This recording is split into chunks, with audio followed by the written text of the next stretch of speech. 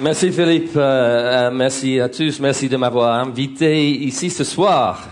Alors je crois que merci. En ce moment j'ai un peur terrifiant du monde là-bas. Mais l'idée c'est de présenter quelques idées, la thèse, le rêve idéaliste d'une prospérité sans croissance. Et célébrer la traduction du livre en français. Je m'excuse quand même de ne pas vous parler tout à fait en français, mais je vous assure que ça ira mieux comme ça en anglais. C'est tout, c'est fini.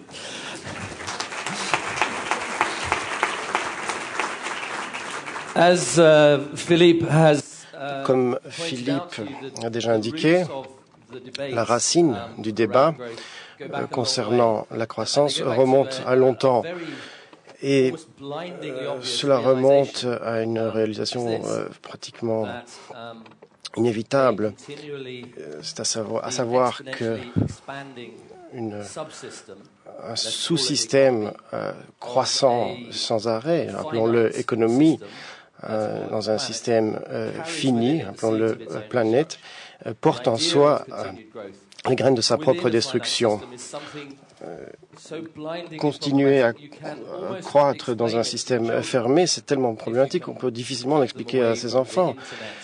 Si on parvient à les éloigner d'Internet ou de la télévision suffisamment longtemps, c'est quelque chose d'assez simple à calculer. C'est une équation simple, cette croissance dans un espace fini, ça ne marche simplement pas. Donc, la question ne doit pas être si problématique que ça. Et je peux vous assurer que par mon expérience personnelle, c'est pourtant une question difficile à poser, particulièrement pour un organe de consultation, pour un gouvernement, lorsqu'il s'agit de présenter un rapport à la Commission du développement durable pour laquelle je travaille. Et ce rapport a été adressé au gouvernement britannique. Il faut avouer que c'était un moment difficile de l'histoire, c'était il y a à peu près un an, et par coïncidence, c'est arrivé la même semaine où Gordon Brown avait invité les leaders du G20 à Londres pour parler du lancement de la croissance. Et donc vous pouvez voir que lorsque vous avez un organe consultatif qui remet en doute le modèle de développement, ben, cela peut poser effectivement problème. Et cela pourrait expliquer pourquoi le vendredi soir, avant la publication du rapport, j'ai reçu un appel téléphonique d'une personne anonyme, d'un département anonyme du gouvernement britannique.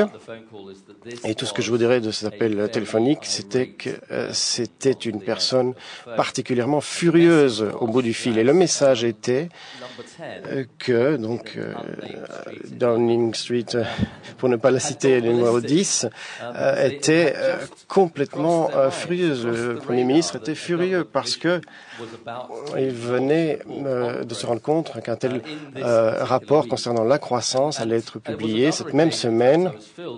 Et il y a eu un autre moment où j'ai eu une sorte de moment de peur, si je puis dire, et aussi concernant la commission pour laquelle je travaille. Et il s'est passé quelque chose de très particulier, à savoir rien du tout. J'ai passé la plus grande partie du week-end à attendre que les choses soient publiées dans la presse et rien ne s'est passé. Je pensais que le lundi matin, il allait y avoir quelque chose, qu'il allait y avoir quelque chose qui allait passer à la radio. Et j'ai eu juste un coup de fil comme quoi c'était annulé. Et donc, voilà, veuillez rentrer chez vous. Donc la première semaine d'existence de prospérité sans croissance, c'était vraiment, on va dire, un flop. Il n'y a eu aucune attention médiatique et toutes nos préparations n'avaient en fait servi à rien. Bien sûr, Je ne vais pas vous dire que le fait qu'on retire cette attention médiatique a quelque chose à voir avec la difficulté de transmettre le message. Évidemment, je ne vais pas aller jusqu'à la théorie du complot, mais par contre, ce qui s'est passé, c'était particulier. C'était à la suite donc de ce silence complet dans lequel était tombé le rapport. Eh bien, il s'est passé quelque chose d'étrange. C'est devenu rapidement le rapport qui s'est le plus vite répandu sur Internet. Dans le mois, c'est allé au-delà de tout autre rapport que nous n'avions jamais produit. Et cela attirait donc très peu l'attention des personnes qu'on était censé auquel on était censé le présenter, mais par contre, le public plus large était nettement plus intéressé. Très rapidement, on a été inondé de demandes, de copies, de présentations, de développement des idées, de participer à des initiatives. Et très rapidement, j'ai eu le sentiment, pas tellement que je dépassais, mais j'avais vraiment l'impression de participer à un courant de gens qui partageaient ces idées depuis des décennies et qui étaient vraiment très heureux qu'enfin un organe dépendant du gouvernement avait eu le courage de dire quelque chose concernant cette problématique de la croissance. Et donc, ça pour moi, c'est pratiquement un point culminant ce soir. Je suis extrêmement flatté de voir si nombreux. Je suis surpris également de voir autant d'intérêt par rapport à la traduction en français. Donc je suis vraiment très heureux de cela. Surtout que c'est énormément en lien avec une culture francophone qui est toujours prête à analyser de point de vue philosophique notre approche sociétale. Donc de ce point de vue-là, je ne suis pas étonné en fait. Mais de plus en plus, je suis surpris par le pouvoir le fait de dire des choses qui sont pourtant l'évidence même, en tout cas dans mes yeux. Donc ce que je voudrais dire ce soir, c'est je voudrais vous guider dans 3 parties d'informations que vous trouverez dans le bouquin. Donc ma première partie, c'est quelque chose que j'appelle le dilemme de la croissance. Et je pense que l'une des raisons pour lesquelles le rapport et le bouquin sont si lisibles, c'est que situer l'endroit où nous nous trouvons comme un dilemme, c'est se laisser de la place. Il ne s'agit pas uniquement de juger ou d'exclure une autre idéologie. C'est un point de compréhension de l'endroit où nous nous trouvons. C'est une situation délicate et il ne s'agit pas de tomber dans des solutions toutes faites. Donc, ce dilemme de la croissance est particulièrement profond. Il n'y a pas de solution toute faite simple. Mais je voudrais aussi dire que jusqu'à présent, notre réponse face à ce dilemme est tout à fait non adéquate. Et face à cela, la deuxième partie de mon argumentation, c'est d'explorer les structures sous-jacentes de l'économie, le type d'économie que nous connaissons, le type de société que nous connaissons.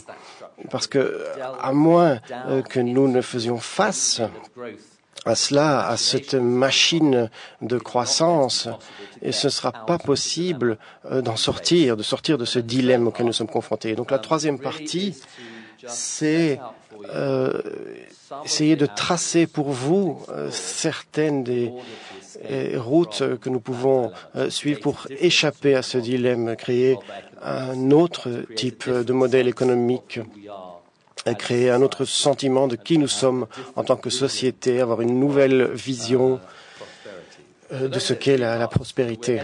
Donc voilà les 3 chemins. Donc maintenant on entre dans la première partie, dans le premier chemin. Et donc, je dirais que nous sommes dans une sorte de dilemme. Les dilemmes ont deux côtés, toujours, comme le nom l'indique. Et vous avez ici la première partie, c'est l'aspect. Alors ici, vous avez une partie qui parle donc des espaces safe. Ça vient du Stockholm Resilience Institute. Donc de quoi s'agit-il? Il s'agit d'identifier les espaces où déjà aujourd'hui nous sommes en dehors de notre espace de sécurité. Nous ne sommes plus à l'intérieur de nos moyens planétaires. Il y a plusieurs choses à dire cela. Donc c'est très figuratif. Le vert, c'est l'aspect safe, donc sécurité. Rouge, ce sont les différents endroits d'impact environnemental où il y a déjà les dangers d'aller au-delà. Et vous voyez que ça va déjà très loin de ces espaces opérationnels avec donc des cycles néfastes. Bien sûr, on s'attendrait à voir le changement climatique, mais vous constaterez aussi que ce n'est pas la plus grande menace. La perte de biodiversité est en fait encore beaucoup plus rapide lorsque l'on perçoit donc en termes d'espace viable pour l'humanité. Et donc, c'est une leçon assez difficile. Le niveau d'activité économique que nous connaissons aujourd'hui déjà, eh bien, ça va déjà au-delà donc de ces espaces de sécurité auxquels on pourrait s'attendre dans un espace clos. Et donc, c'est clair que de ce point de vue-là, ça pose déjà problème donc de continuer le développement. Donc, on pouvait le voir, la croissance est non soutenable. Et cette idée, cette force insoutenable, c'est justement mon idée de départ. Le fait d'avoir un sous-système en expansion continue dans un système clos, eh bien, cela ne marche simplement pas. Bien sûr, on peut se demander s'il est possible d'avoir un autre type de croissance. Mais ce qui semble tout à fait clair, c'est que, en tout cas, la croissance telle qu'on la connaît aujourd'hui, eh bien, n'est pas soutenable, durable. Évidemment, c'est pas une position agréable, mais donc ne faudrait-il pas commencer par admettre, en fait, que la croissance a entraîné d'énormes bénéfices aux sociétés humaines. On pourrait bien sûr accepter l'augmentation en termes de niveau de vie, réduction de mortalité, espérance de vie, etc. Toutes des choses liées au développement que l'on pourrait percevoir ou que l'on perçoit comme des améliorations, des choses positives. Et je pense qu'on peut tout à fait accepter que, en partie, ce modèle de croissance a apporté, en tout cas pour certains d'entre nous qui ont eu cette chance, ce genre de développement positif. Et je pense qu'il est également important d'admettre que la croissance est toujours un objectif acceptable dans les pays les plus pauvres. Laissez-moi vous montrer comment, à l'aide de certaines données, j'espère avoir certains chiffres. Voilà. Donc là, vous avez un graphique de l'espérance de vie à la naissance face donc aux revenus. Donc dans 126 pays du monde, ça vient du programme des Nations Unies pour le développement, l'indice de développement humain. Et donc là, on voit clairement les résultats. Donc à gauche, vous avez les revenus les plus faibles. Toute augmentation du revenu entraîne automatiquement une augmentation de l'espérance de vie. Mais après, lorsqu'on arrive à 15-20 000, eh bien, ça se stabilise clairement. Et donc, vers la fin du spectre, à droite, vous avez des pays comme la Norvège, l'Irlande et les États-Unis. Et d'ailleurs, les États-Unis sont un peu une anomalie ici, parce que dans un niveau de revenu de plus de 40 000 $ par personne, l'espérance de vie est en fait plus faible que, par exemple, à Cuba, au Costa Rica et au Chili. Donc, en d'autres termes, dans les pays les plus riches, non seulement on ne parvient pas à augmenter le bien-être de façon globale pour tout le monde, mais on fait même moins bien que certains pays qui ont des revenus bien plus faibles.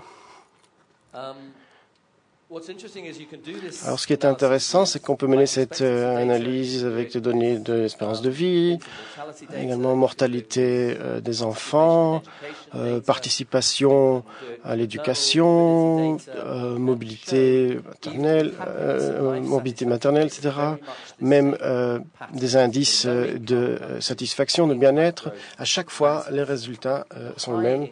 Vous allez avoir à gauche le revenu qui compte, et tandis qu'à droite, c'est nettement moins le cas. Donc, voilà à la fois un puzzle et un défi de créer un système économique où il est possible, à l'intérieur de ses limites, de créer ce développement. Mais la question est pourquoi ne récoltons-nous pas les bénéfices en termes de bien-être? Pourquoi est-ce que nous continuons à poursuivre la croissance de revenus, même dans les pays? Pourquoi est-ce qu'on n'arrive pas à s'en détacher? Et là, j'en viens à la deuxième partie de mon dilemme, la décroissance, qui vient effectivement du monde francophone, cette idée de décroissance. Et je trouve d'ailleurs le terme beaucoup plus savoureux en français. Décroissance, c'est presque quelque chose qu'on voudrait au petit déjeuner. Bref. Malheureusement, ce n'est toujours pas quelque chose qui correspond à nos structures économiques actuelles. La décroissance est instable, c'est pas un endroit facile pour une économie. Alors, permettez-moi de vous présenter une dynamique de base concernant le travail, l'emploi et la productivité. Donc, le résultat, donc le PIB, donc le travail, production du travail, la productivité de la force de travail, c'est une équation assez simple. La difficulté, c'est que dans nos économies telles qu'elles sont construites, on a une poursuite continue d'amélioration de la productivité de la force de travail. Chaque année, on cherche à faire plus avec moins de gens. Et la main-d'œuvre devient plus chère et donc on essaye encore d'aller plus loin. Et donc l'augmentation continue de la productivité de la force de travail est une des clés de cette économie capitaliste. Mais donc dans cette optique, l'année prochaine, je pourrais faire encore plus avec moins de gens. Ça veut dire que ma production économique, si elle reste stable ou si elle diminue, eh bien, ça crée une pression vers le bas, une pression sur l'emploi, sur la capacité des gens de travailler. Et donc, si on augmente le chômage, vous avez toute une classe de personnes qui ne peuvent plus participer à l'économie de consommation. Et donc, vous avez une spirale de gens qui se retrouvent au chômage et ce n'est pas une situation stable. Vous avez donc une dynamique d'effondrement potentiel. Et cela explique souvent les réponses enragées des politiques lorsqu'on parle de décroissance. Pour eux, l'équation est simple. Croissance égale emploi. Et si les gens se retrouvent au chômage, des entreprises ferment rapidement, les politiques qui ont manqué, qui n'ont pas réussi à résoudre ce problème-là, se retrouvent eux aussi à la rue, pour ainsi dire. Donc, apparemment, en Belgique, ici aussi, vous avez des élections bientôt. C'est un fait politique simple. On ne peut présider sur un effondrement de l'économie. Donc là, vous avez un rôle légitime, en quelque sorte, pour un gouvernement, donc d'être préoccupé par la stabilité de ce système construit autour de la croissance économique. C'est donc un dilemme très compliqué. Ce n'est pas évident. Il n'existe pas de solution facile à trouver. Il n'existe pas de recette magique qui viennent de la part des mouvements verts, des mouvements écolos ou sociaux, ou de groupes politiques qui soient, ou des grandes tours d'ivoire des académiques. Non, il n'existe pas de solution magique toute faite.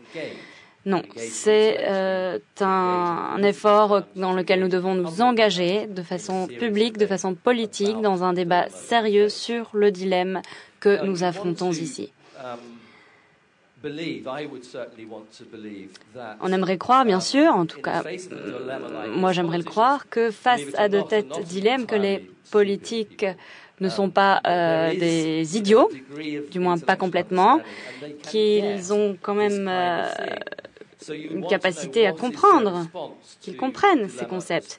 Donc on veut savoir quelles sont leurs réponses, leurs réactions à ce type de dilemme. Eh bien, leur réponse est la suivante.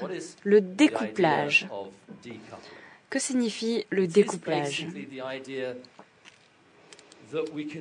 Eh bien, c'est l'idée que l'on puisse poursuivre la croissance des valeurs économiques, c'est-à-dire la croissance du PIB, la croissance du dollar.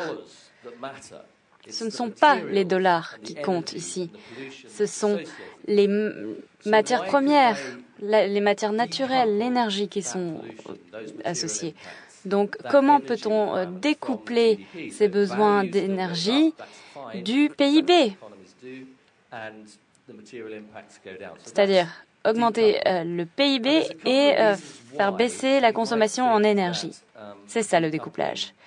Et il existe quelques raisons pour lesquelles on peut croire à ce découplage, on peut croire qu'il est possible, parce que l'économie capitaliste base sa doctrine sur l'efficacité, la productivité, c'est-à-dire produire toujours davantage avec un impact écologique moindre, avec moins d'émissions de carbone. Donc c'est la direction qu'ils empruntent. Mais si vous regardez les chiffres, vous constatez qu'au cours des 2 à 3 dernières décennies, vous verrez que l'empreinte écologique a été réduite d'un tiers environ. Donc effectivement, nous avons été efficaces.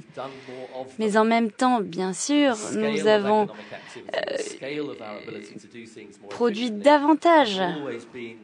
L'échelle de l'économie a augmenté. Il y a toujours eu un dilemme entre ces deux actions, c'est-à-dire que on crée de plus en plus, et même si on le fait de façon de plus en plus efficace, dans tous les cas, on ne parvient pas à rattraper cette empreinte écologique.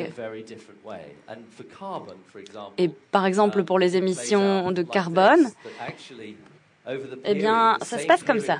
Sur la même période que celle à laquelle nous avons augmenté notre efficacité, eh bien, les émissions de carbone ont augmenté. Donc, on parle de 1990 à 2007, et il y a eu une augmentation de 40% malgré toutes nos mesures pour être plus efficaces, malgré le protocole de Kyoto. Vous vous souvenez peut-être que 1990 est la date de lancement du protocole de Kyoto, et ce que nous avons réalisé au cours de cette année de lancement, eh bien, c'est une augmentation de 40% des émissions de CO2. Vous le voyez là selon la ligne rouge. Les autres lignes montrent les croissances des autres consommations d'énergie, et la ligne bleue montre le PIB mondial. Donc vous voyez qu'effectivement, il y a plus d'efficacité, c'est un fait, parce qu'on utilise moins par unité de produits réalisés, mais il n'y a aucune baisse des émissions de carbone. Ce n'est pas vrai, nous ne sommes pas parvenus à ce découplage. Il existe d'autres sources pour ce type d'informations, elles sont toutes présentes dans le livre.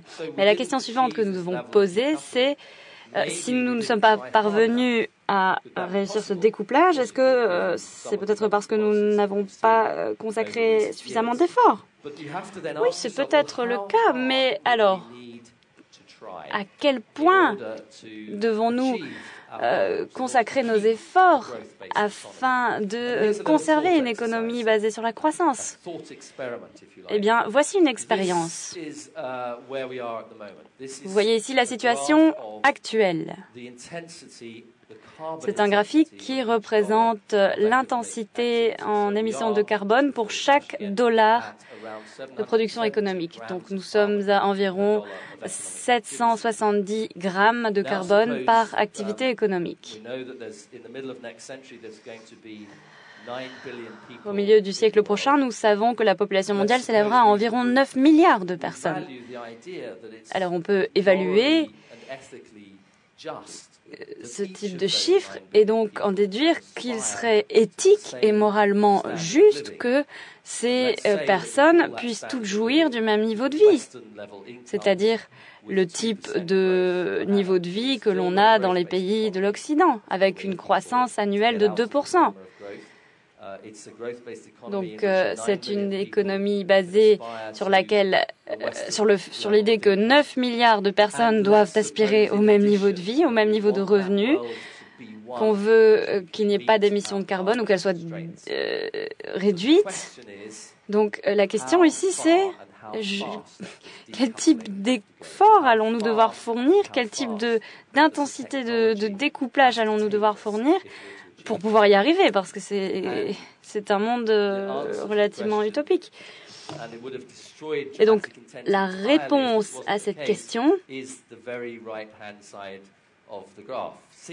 se trouve tout à fait à droite du graphique. Donc, vous voyez une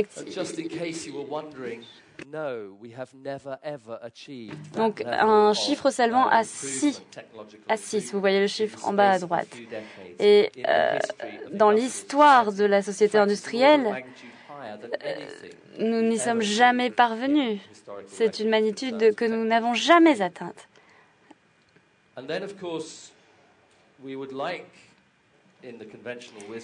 Ensuite, selon la sagesse populaire, nous aimerions bien sûr que l'économie poursuive sa croissance au-delà de 2050.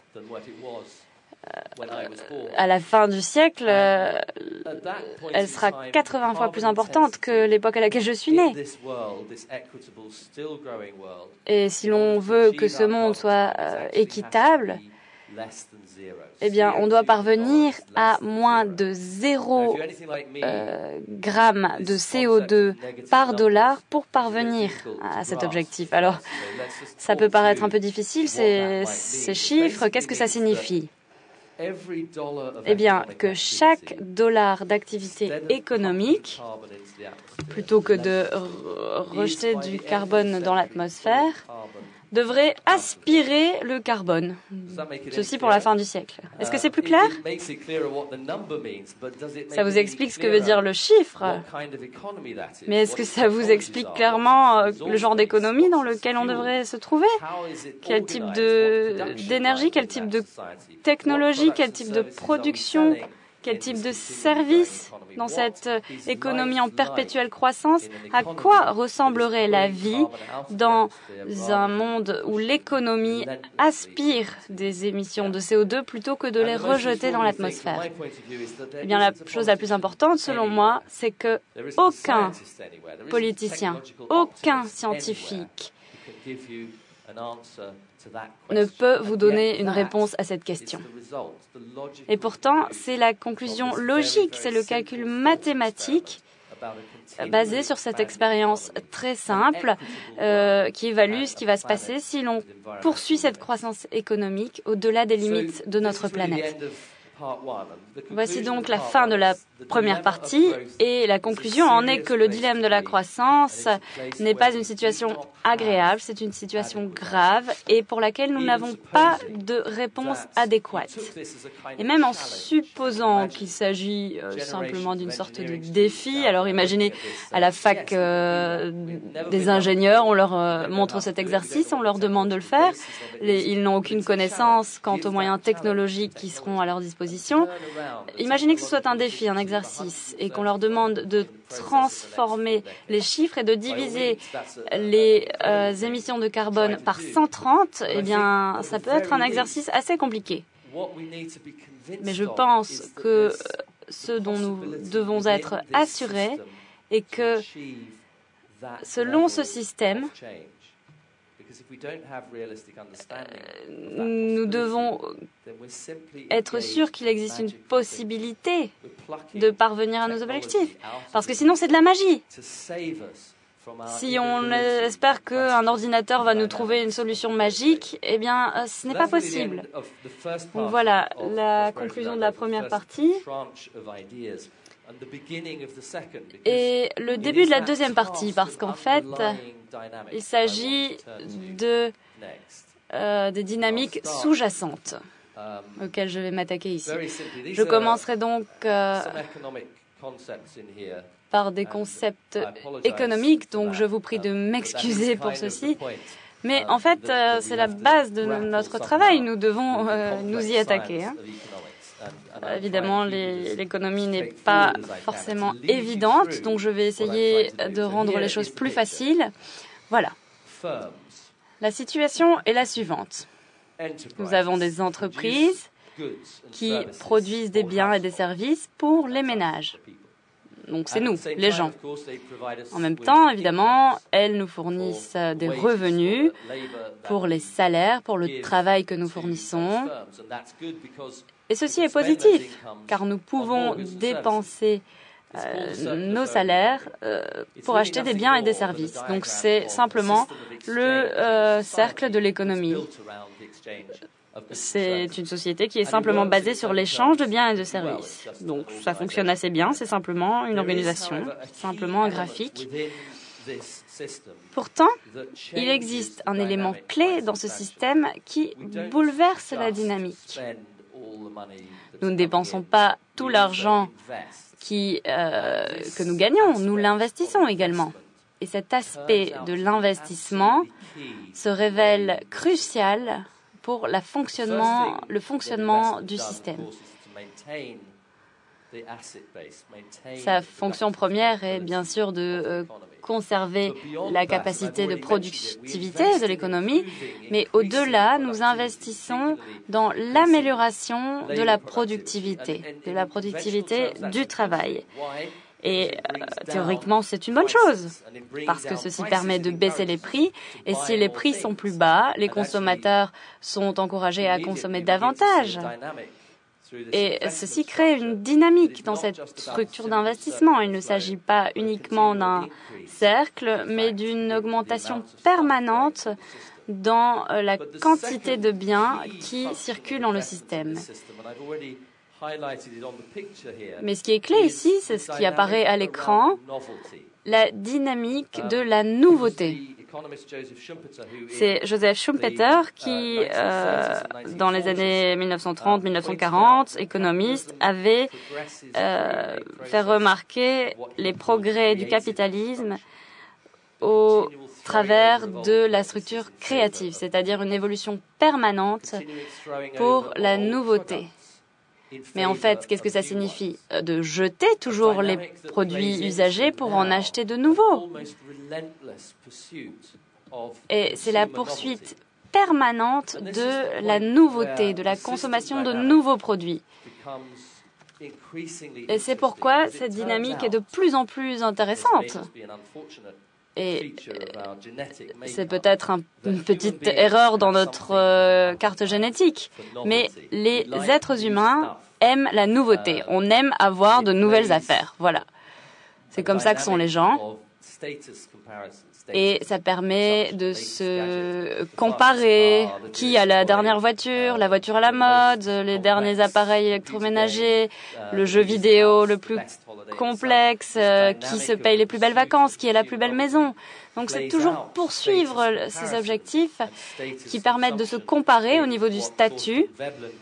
Et Foster Veblen appelait ça la consommation ostentatoire. Je me suis peut-être trompée, dit l'orateur, c'est la consommation, non pas le consommation.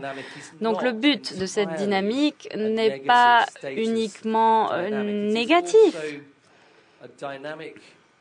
Il s'agit d'une dynamique qui, en créant de la nouveauté, crée de l'espoir, nous envoie des signes que nous vivons dans un monde qui s'améliore, qui progresse, où il existe de plus en plus d'opportunités, où nous pouvons avoir l'impression de progresser, et si ce n'est pas pour nous, nous le faisons pour nos enfants.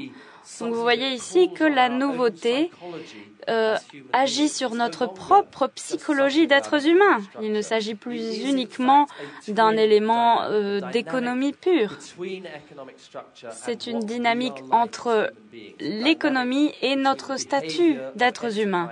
Donc l'attitude des entreprises qui constamment produisent de nouveaux biens et de la part des êtres humains, eh bien, une consommation perpétuelle.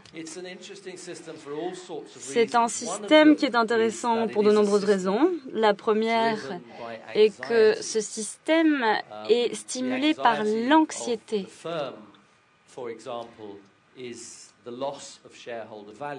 Par exemple, la peur de perdre des parts d'actionnaires si l'on ne s'engage pas constamment dans une politique de productivité.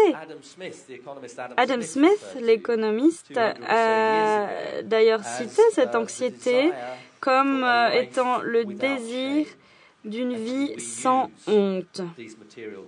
C'est-à-dire que nous utilisons ces biens pour montrer aux autres, à notre groupe d'amis, à nos concurrents sexuels, ceux à qui on aimerait plaire aussi, montrer aux autres êtres humains que nous occupons une bonne place dans le monde et que nous le valons bien. Selon Mary Douglas, anthropologue, nous utilisons ces biens pour créer cette société et y trouver sa place. Donc, nous sommes stimulés par l'anxiété de ne pas avoir les biens, la valeur qui montre aux autres que nous faisons partie du club. Et c'est une véritable anxiété qui touche les hommes. Et selon cette anthropologue, l'exemple d'un homme qui voulait vraiment avoir une très belle chemise et il ne pouvait pas se le permettre, il n'osait pas apparaître en public. C'est un bon exemple. Et maintenant, nous avons accès à un nombre incalculable de biens et nous avons un appétit insatiable pour des biens nouveaux. Évidemment, c'est une situation inconfortable. Le moteur de la croissance est un véritable moteur. Il est conduit par les entreprises et par nous en tant qu'êtres humains.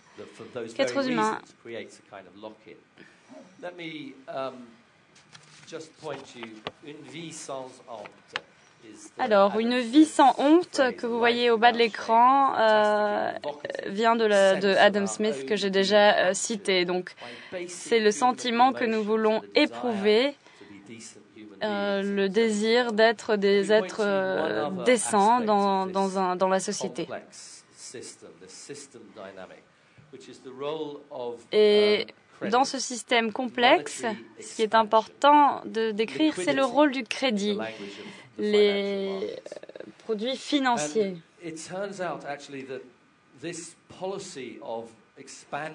Il se trouve que cette politique de crédit a été mise en œuvre volontairement au cours des 20 à 30 dernières années pour que les gens dépensent davantage.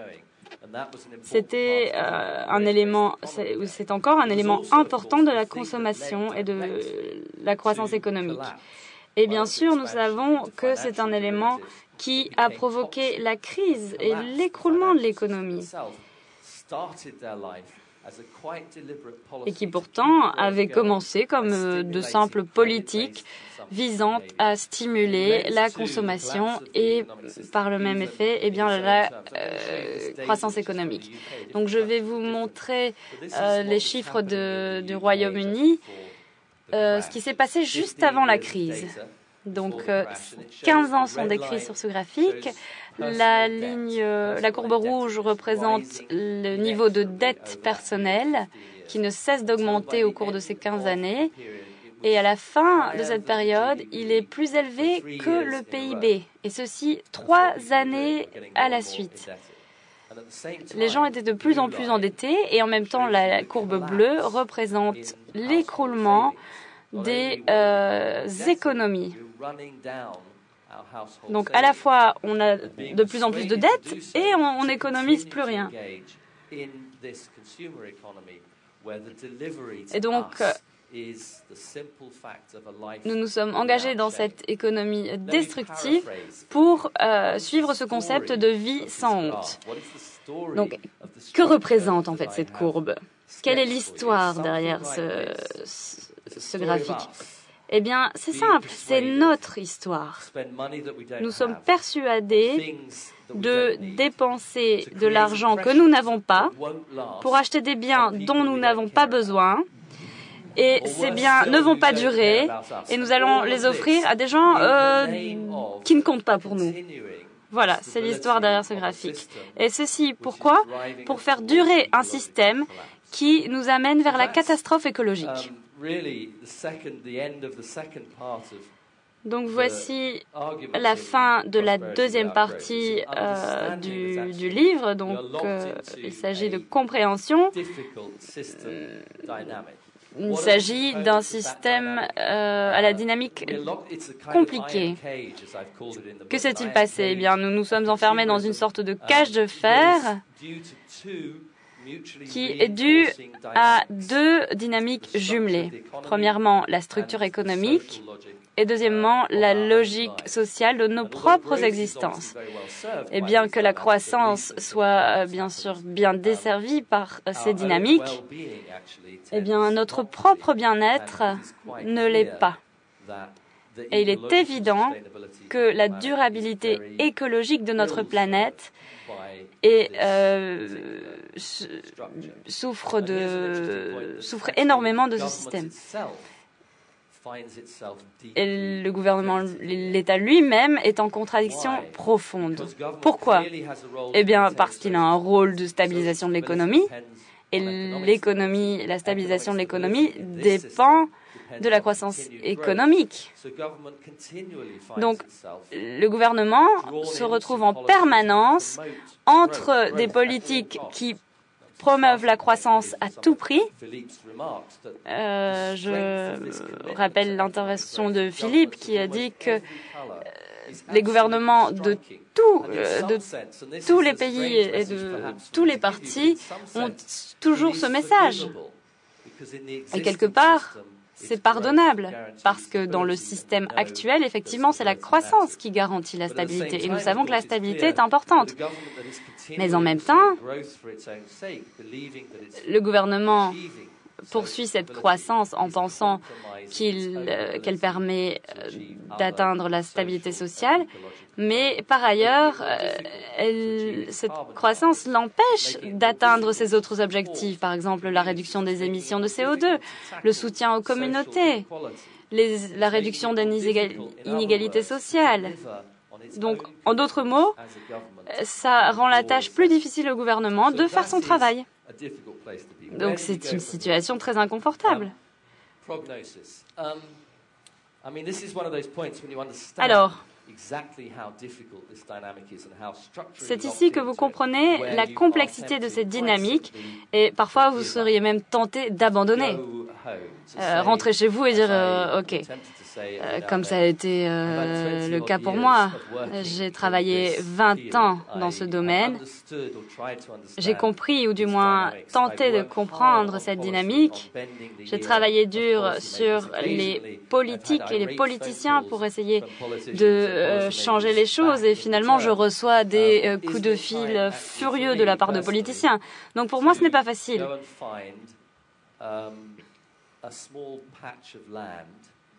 Ce serait peut-être plus facile d'aller m'installer sur une colline, tout seul, au-dessus du niveau de la mer, évidemment, m'occuper de quelques chèvres, quelques poulets, faire pousser mon propre potager et essayer de survivre de ce qui reste sur la planète dans un certain degré d'harmonie avec la nature.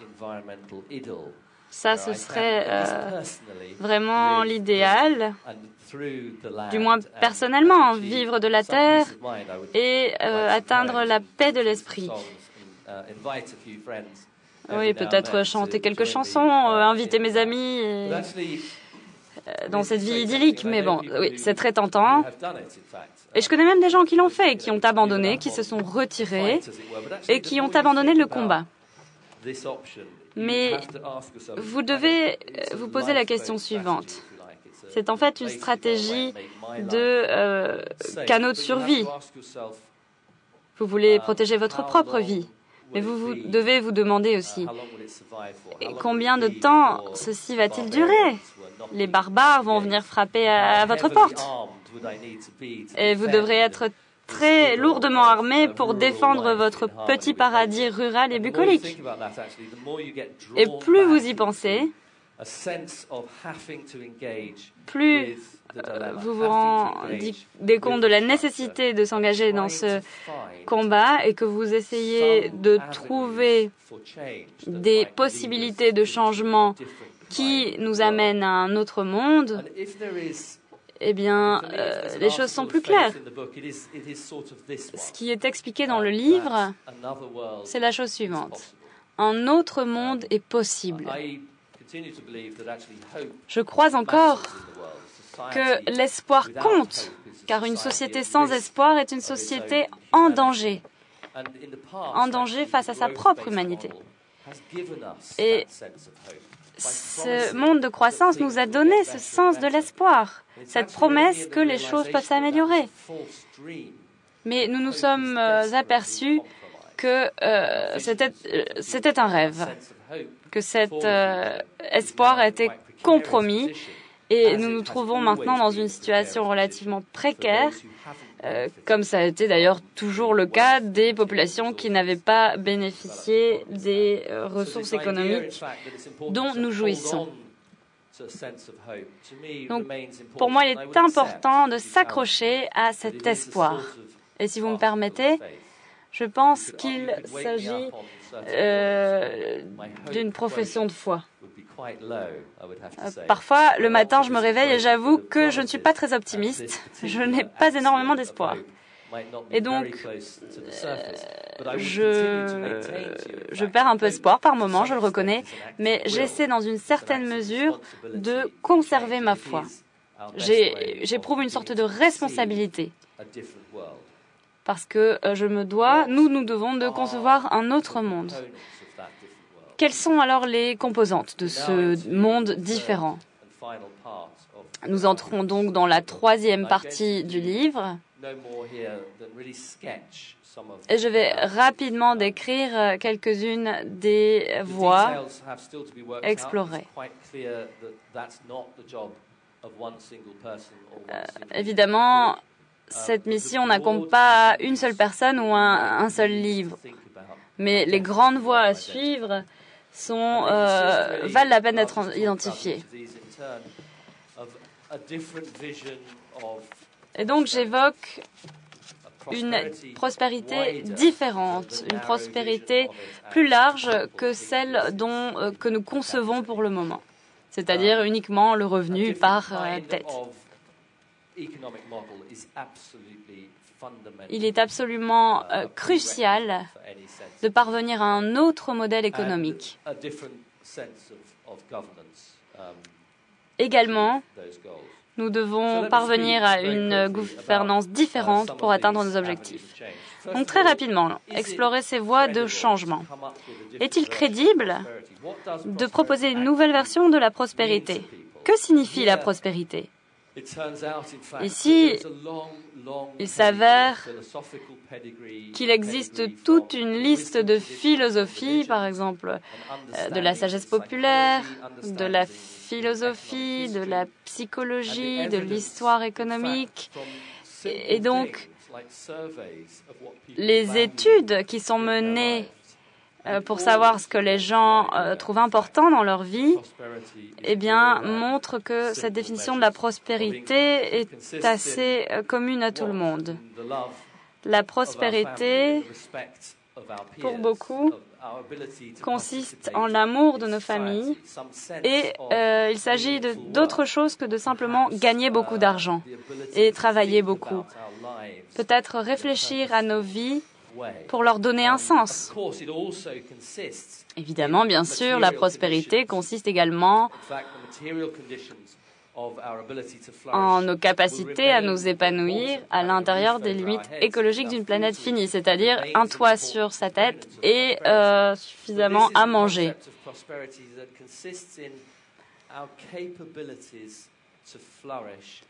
Mais en tant qu'êtres humains, c'est une prospérité qui consiste à nous épanouir hors des limites écologiques.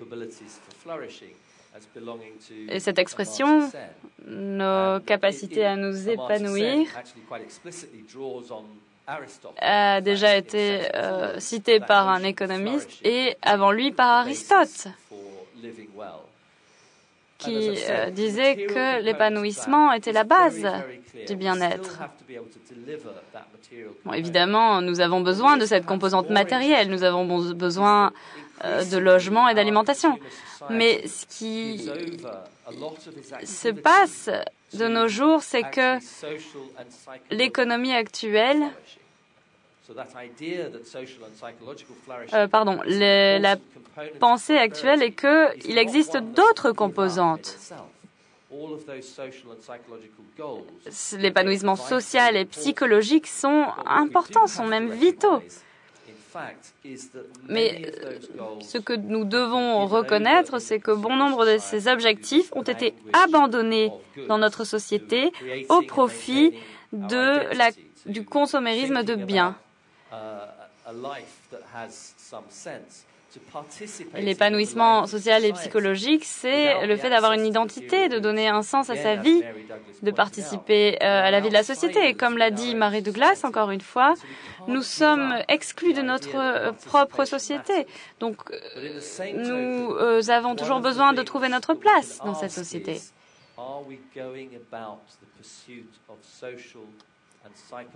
Mais ici, la question à poser, c'est est-ce que nous procédons correctement ? Est-ce que les biens matériels sont la meilleure façon de parvenir au bien-être social et psychologique ou existe-t-il d'autres possibilités ?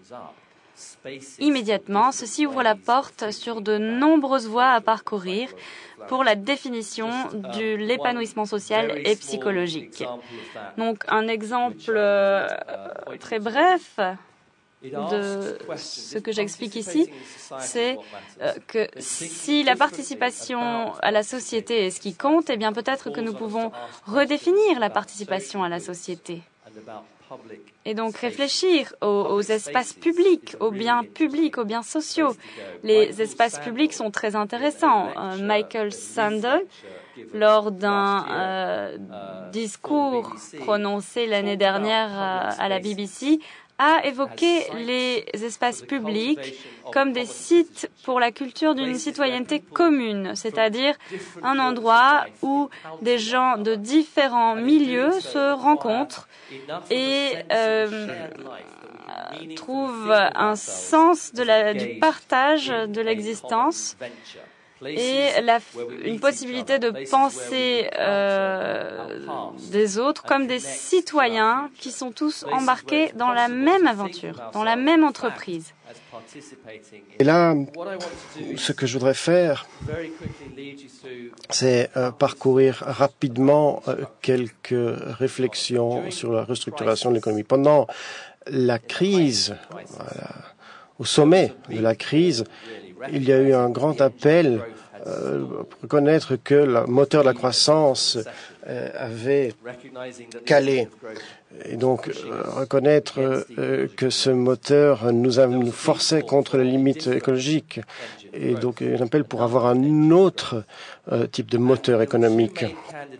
Et il y avait deux candidats principaux pour reprendre sa place. Et les choses, on a parlé énormément à ce moment-là. La première chose, c'était le marché pour les technologies, nouvelles technologies vertes, promouvoir ces nouvelles technologies qui engageraient les gens à développer ces nouvelles technologies. Cela créerait des nouveaux marchés dans lesquels on pourrait participer et relancer cette économie de croissance. Et puis la deuxième idée, c'était une idée de l'économie fondée sur les services. Si Le problème, c'est les choses matérielles et une économie qui pousse l'aspect matériel via l'environnement. Alors peut-être qu'on pourrait construire notre économie sur des activités plus légères, dématérialisées, qui ne passent pas par des gadgets que l'on vendrait aux gens, mais plutôt par des échanges de services humains. Et donc ce que je voudrais dire par rapport à ces deux idées, c'est qu'elles sont toutes les deux extrêmement utiles et fertiles. En fait, si on va un peu plus loin, elles constituent la base d'une restructuration assez radicale de l'économie. La première, je passe par donc le concept d'investissement écologique, donc l'investissement dans de nouvelles technologies qui produisent moins de carbone, ressources. Ce sont toute une nouvelle manière d'investir, de fonctionner, faire fonctionner les investissements. Si vous vous rappelez ce que j'ai dit tout à l'heure, le fait que les investissements fonctionnent de façon très spécifique au niveau conventionnel, dans cette nouvelle optique économique, l'investissement fonctionne totalement différemment. Ce n'est plus ciblé vers la croissance continue, vers la consommation, mais bien vers la protection de biens écologiques. Alors là, on a différentes cibles pour cet investissement. Malheureusement, ça veut dire que cet investissement écologique fonctionne différemment. Ça ne montre pas les mêmes résultats sur les mêmes périodes, les mêmes bénéfices. Et donc peut-être qu'il faut réfléchir à réduire donc la profitabilité et la productivité. Mais si on donne un coût à la productivité, alors on va dire ça veut dire qu'on réduit la croissance, n'est-ce pas? Et c'est ça le grand mais dans cet argumentaire-là, cette idée très forte que l'on peut transformer notre économie via l'investissement. C'est une idée fantastique, tout à fait cruciale. Il est tout à fait crucial d'investir dans ces technologies de transition. Et pourtant, en même temps, cela ne peut pas nous ramener cette croissance conventionnelle parce que les revenus se font sur des périodes plus longues avec moins de bénéfices et parfois même pas du tout de bénéfices au sens conventionnel du terme, mais pourtant seront néanmoins cruciales en termes écologiques. Et donc, on a une manière très forte de repenser l'investissement, mais cela nécessite des interventions tout à fait différentes. Et cela remet en question donc, le rôle de l'État et la façon dont on structure les investissements. Donc ça, c'est la première piste, une idée formidable, mais peut-être que ça ne ramènera pas la croissance. Alors maintenant, la deuxième piste, l'économie basée sur les services. Et là, on pourrait se dire clairement que c'est également une très bonne idée. Définissons cette nouvelle économie fondée sur les services autour de quelque chose que j'appellerais les entreprises écologiques. De quoi s'agit-il? Ce sont des entreprises qui consomment peu de ressources, peu de carbone, développées autour du concept de service, qui contribuent à l'épanouissement humain. Il s'agit de quoi? Santé, enseignement, bien-être, jardinage, de rénovation, protection du patrimoine et de l'environnement, parcs communaux, activités communales, toutes des activités qui peuvent contribuer de façon positive à l'épanouissement humain, mais sans donc le grand aspect, le grand impact matériel. Et cela pourrait être intégré dans nos communautés, dans notre façon de vivre. D'une façon que l'activité économique traditionnelle ne parvenait pas à faire. Donc, encore une fois, c'est une idée fantastique. C'est un point de départ potentiel formidable. Mais bien sûr, il y a de nouveau un mais. Ça, vous vous en doutiez, j'imagine. Eh bien, c'est que dans l'économie conventionnelle, ce secteur d'activité fondée sur les services, lorsqu'elle existe, c'est comme une sorte d'économie Cendrillon. En termes de productivité, lorsqu'on la retrouve, eh bien c'est dans un secteur qu'on retrouve services personnels et sociaux. Et lorsqu'on regarde la productivité de ce secteur en Europe sur une période de 20 ans, on constate qu'il y a eu une productivité négative à de nombreux endroits ou une productivité très très limitée ailleurs. En d'autres termes, c'est quelque quelque chose de formidable en termes d'emploi, de soutien aux communautés, création de services dont les gens ont besoin pour s'épanouir, mais pas nécessairement en termes de revenus, de croissance économique. Ça ne relance pas la croissance. Et surtout, on ne va pas développer ce genre d'activité lorsqu'on continue d'être obsédé par la croissance économique. Donc, en bref, ce qu'on a, ce sont deux idées fortes pour créer les fondements d'une nouvelle économie, mais on ne va pas y parvenir si on reste obsédé par le concept d'économie fondée sur la croissance. Donc voilà les différentes idées. Je vais faire un petit résumé, donc esquisser ce que je viens de développer. Vous avez donc l'entreprise écologique qui permet de s'épanouir et en échange permet une participation dans l'entreprise et le résultat c'est un meilleur épanouissement, davantage d'épanouissement. Tout ça c'est très bien. Ça ressemble d'ailleurs de nouveau au cercle économique de tout à l'heure, mais il faut replacer cela dans le contexte d'un système fermé, planétaire, avec ses écosystèmes. Et ces écosystèmes sont la seule chose qui nous permettent de continuer à fournir ces services et ces biens qui nous permettent de nous épanouir. Et cette valeur est de plus en plus reconnue, même au sein de l'économie traditionnelle. Par contre, ce que l'on reconnaît nettement moins, c'est qu'il faut rembourser cette faveur à la nature.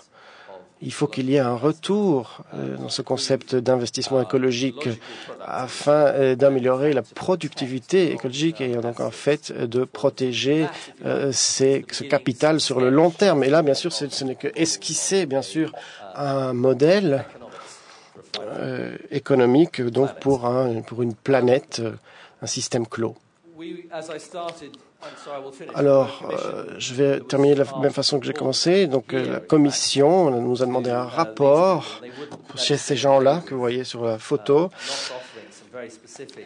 Il ne s'agissait pas d'offrir des recommandations très spécifiques politiques.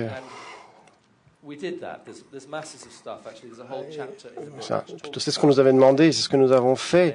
Il y a tout un chapitre consacré à cela. Il y a 12 stratégies très concrètes pour le changement. Mais si je dois les résumer en 3 points, il s'agit grosso modo de ceci. Établir les limites, comprendre que nous sommes dans un système fini, limité, faire en sorte que cela compte dans les politiques, réparer le modèle économique parce qu'il est brisé, même dans son propre système. Nous n'avons pas de macroéconomie écologique. Nous n'avons que la croissance comme réponse au problème de stabilité. Il nous faut absolument quelque chose d'autre. Et enfin, changer la logique sociale. Qu'est-ce qui pourrait être plus simple que ça? Il s'agit bien sûr de quelque chose de bien plus compliqué. Il y a toute une série d'options. Vous avez un agenda pour le changement. Là, il y a tout plein d'endroits où il est possible de commencer à explorer ces changements, ces transitions vers une économie plus durable. Et tous ces détails, vous les trouverez dans le bouquin. Et je vais peut-être conclure simplement par une dernière citation du président Sarkozy. Lorsqu'il a lancé la commission Stiglitz l'année dernière, il a dit « La crise ne nous rend pas seulement libres d'imaginer d'autres modèles, un autre avenir, un autre monde, elle nous y oblige. »